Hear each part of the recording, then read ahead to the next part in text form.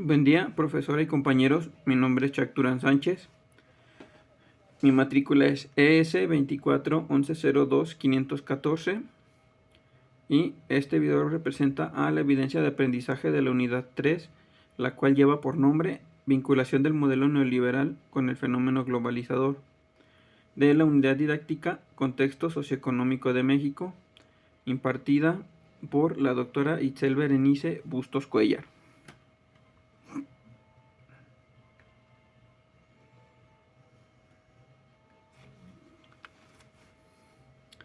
En este video se presentan los siguientes puntos de la unidad 3. Los resultados de la modernización, movimientos reaccionarios, ajustes posteriores a la entrada del neoliberalismo en México y la globalización.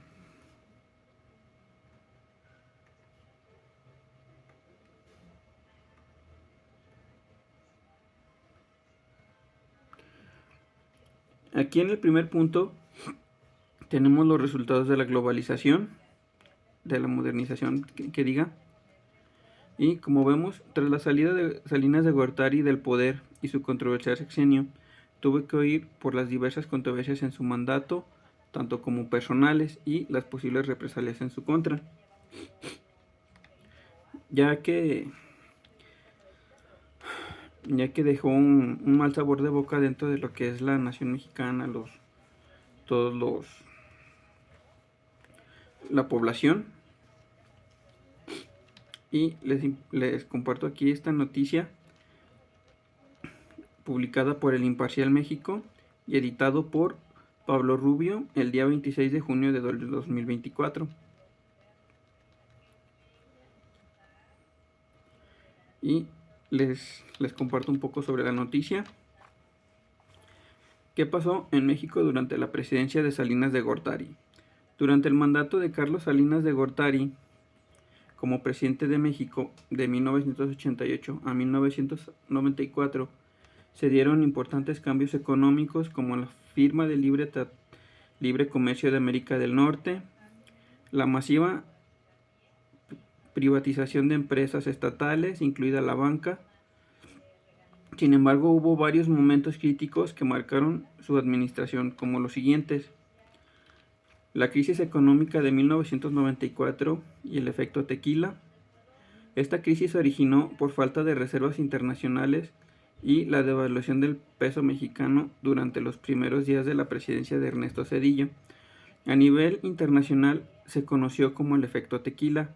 En México se llamó el error de diciembre y se atribuyó a las presuntas malas decisiones de la administración entrante de Zedillo, no a la política económica de Salinas, según citan medios como El Universal. Privatización de la banca. Durante su mandato, Salinas llevó a cabo la privatización de la banca en México, un proceso clave que comenzó en 1991 y culminó un año después. Aunque se buscaba modernizar el sistema bancario y promover la competencia, esta medida fue criticada debido a problemas como la subvaluación de los bancos y el favorecimiento a ciertos grupos empresariales. Otro punto fue cuando el hermano de Carlos Salinas de Gortari estuvo en la cárcel. Otros sucesos de impacto durante la presidencia de Salinas de Gortari fue la estadía de su hermano Raúl Salinas de Gortari en la cárcel. Raúl Salinas, el hermano mayor del expresidente Carlos Salinas, estuvo en prisión debido a su implicación en casos turbios. Uno de los eventos más notorios fue el asesinato de su cuñado José Francisco Ruiz Massieu, secretario general del PRI, ocurrido el 28 de septiembre de 1994, además de ser acusado de enriquecimiento ilícito, lo que llevó al congelamiento de sus cuentas y la incautación de algunos bienes.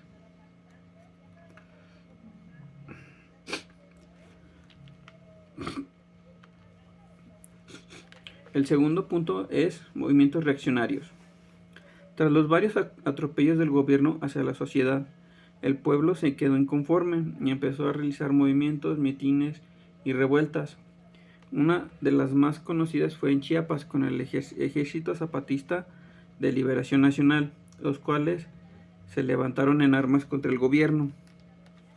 Aquí en este reportaje presentado por La Jornada, editado por Hermann Bellinghausen el 31 de diciembre de 2023, nos presenta una breve historia de cómo se dio el movimiento zapatista y cómo se alzaron en armas contra el gobierno. Como este suceso fue ocurrido al final de la presidencia de Carlos Salinas de Gortari y el inicio de Ernesto Zedillo. Ernesto Zedillo fue el que terminó negociando con este movimiento armado y podríamos decir que terminó en buenos términos, pero pues todavía sigue activo el movimiento. Una vez ya estando con Salinas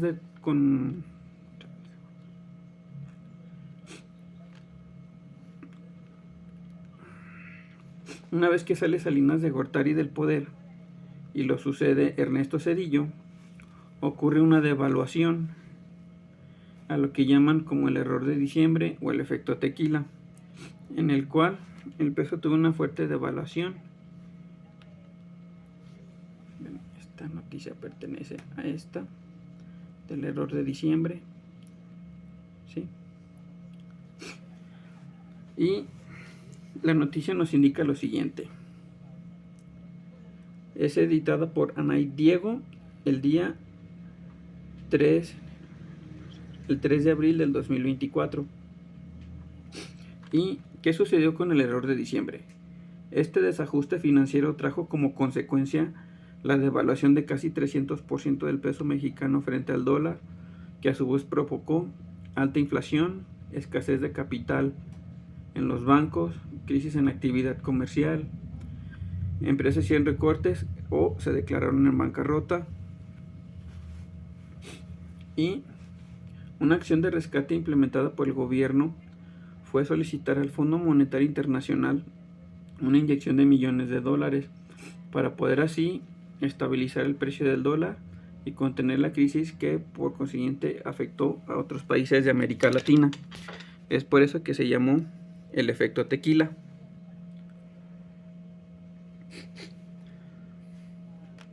¿Quién era el presidente de México en la crisis del 94?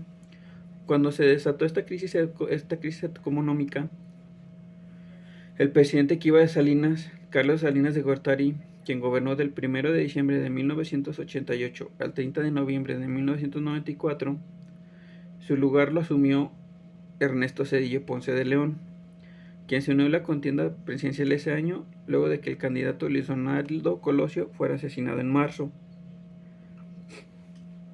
El término error de diciembre fue idea del expresidente Carlos Salinas de Gortari, quien atribuyó dicha crisis a las decisiones que tomó su sucesor con la creación del Fondo de Ahorro de la Protección al Ahorro, o FOBAPROA, es decir, cuando la deuda privada se volvió pública. ¿Sí? Salinas de Gortari culpa a Ernesto Zedillo, pero como hemos visto en los temas anteriores, de las malas decisiones que tomó Salinas de Gortari, se la sucedió a Ernesto Zedillo. El siguiente punto,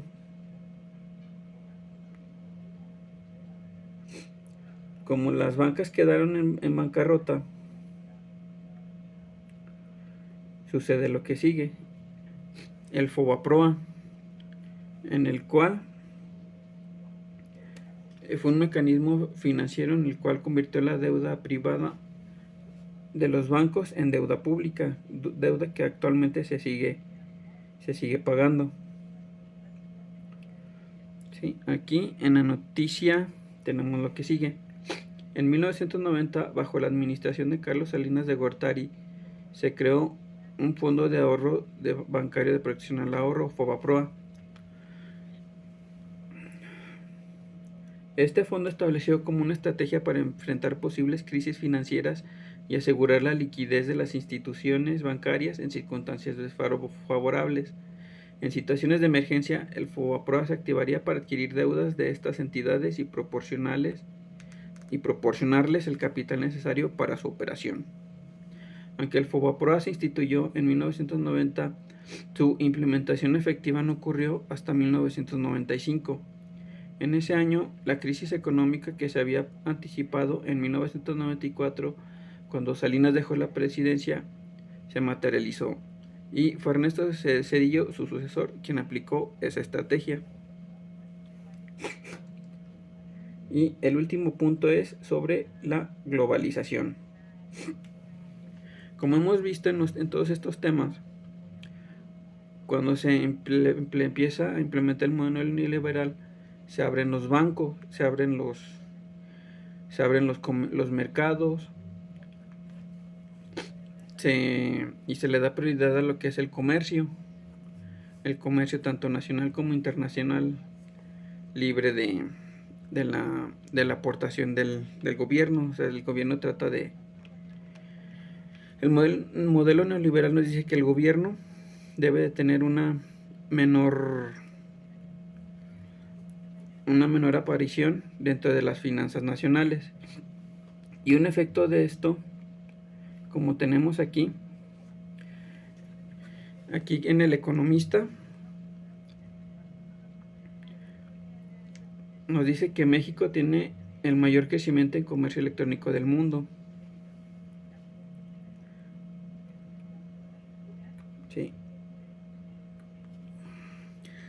Aquí la noticia nos indica que el comercio electrónico en México durante 2023 ascendió a 658.300 millones de pesos, es decir, 24.6% que el año anterior, cuando su valor fue de 528.000 millones de pesos.